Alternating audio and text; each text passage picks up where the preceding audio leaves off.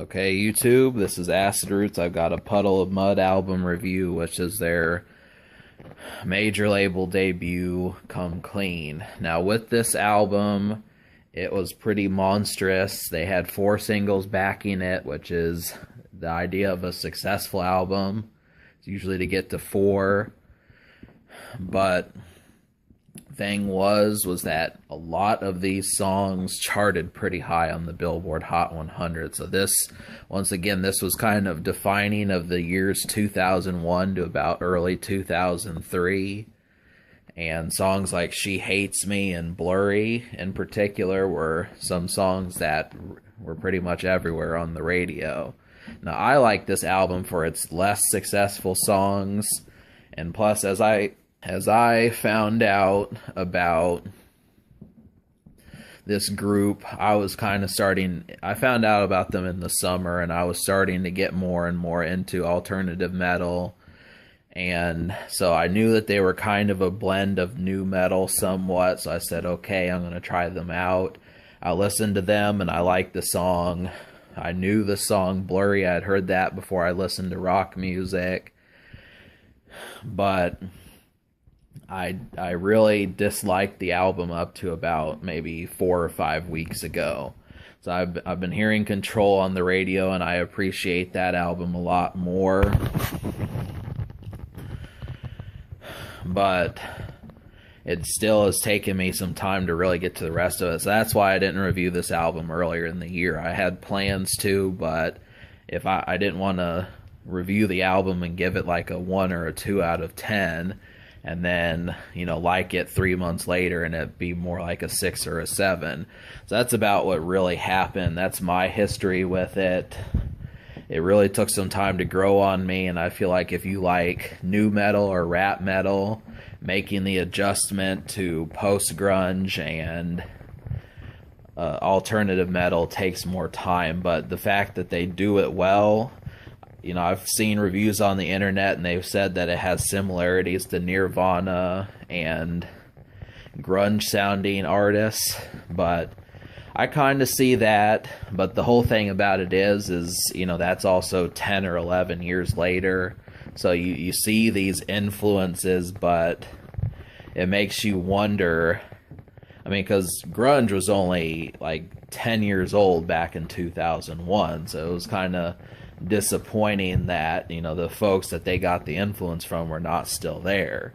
But obviously post-grunge had really taken over around this time, and this was one of the albums that carved out that lane completely. So the first single, Control, is probably one of my favorite songs, and up to about not too long ago, it was one of the only Puddle of Mud songs I enjoyed. Now, obviously, this sounds really kind of thumping. It also sounds like Mud Shovel by Stained, who they have similarities to. But it's also the only radio song released that has anything sounding like this song. So, Blurry is definitely more alternative metal, and that one feels a lot more calm and restrained. Also reflective, but once you hear the hook, you're going to know that you've heard the song. Drift and Die has acoustic guitar on there, and that feels like another kind of reflective and thoughtful song, but they do it pretty well. I mean, the whole way I look at it is just kind of sitting down songs and, probably drinking a soda to it or something like that. But then She Hates Me, I didn't really appreciate that song. Folks have said that it's supposed to be kind of like a joke song or a nonsense song, but that was the only radio song I didn't really appreciate, but that's probably another one that you've heard. So some of you folks have heard. But beyond that, really just this album kind of juggles 3 different styles. Sometimes it meshes them together completely in the song. So songs like Bring Me Down and Never Change sound similar to Control, but songs like Blurry and Drift and Die sound similar to songs like Said and a couple other ones. But the alternative metal aspect is actually not horrible on the project, which I have appreciation for a lot more. Out of My Head is another one that sounds like alternative metal. So, yeah, really, as far as, the weakness of post-grunge is just that it may be a bit too reflective, and it feels like, my life, I've done things that I regret, but then it's like, well, what are you trying to say? Are you not going to still do it? And that's kind of the issue, which is about the only problem I've had with post-grunge. But really, I'm just listening to the songs because as of right now, I just like the feeling of them. So that's kind of the situation. So me liking 7 out of 11, the 7 songs I enjoyed were Control, Drift and Die, Out of My Head, Blurry, Bring Me Down, Never Change, and Said. So the 3 songs I was on the fence about were Out of My Head, Blurry, and Said. And the main reason why is just because it's hard to tell if it's post-grunge or alternative metal. But these songs are pretty solid. It's just the feeling to them. I'm still kind of new to rock, so I'm kind of unaware. If we're not going to jam out and go crazy to the songs, where exactly do you listen to this sort of stuff? If it's backyard music, what are you doing in the backyard?